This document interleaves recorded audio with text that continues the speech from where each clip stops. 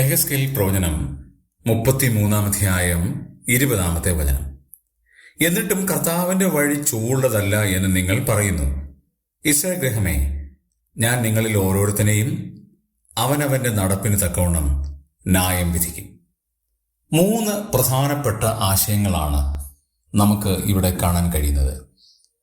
ന്യായം വിധിക്കുന്നത് ആരാണ് എന്ന് രേഖപ്പെടുത്തിയിരിക്കുകയാണ്. ദൈവമാണ് ന്യായം വിധിക്കുന്നത്.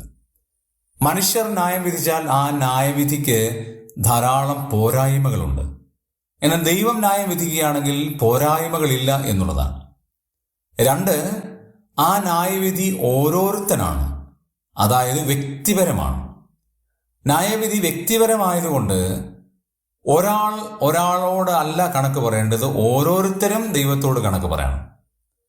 3-ാമത്തെ കാര്യം, അവനവന്റെ നടപ്പിന് തക്കവണ്ണമാണ് ലഭിക്കുന്നത്. അവനവനെയാണ് പരിശോധിക്കുന്നത് മാത്രമല്ല, അവനവന്റെ നടപ്പ് എങ്ങനെയാണ് എന്നുള്ളത് പരിശോധിച്ച് അതിന് തക്കവണ്ണം ന്യായം വിധിക്കുവാൻ ദൈവം ശക്തനാണ്.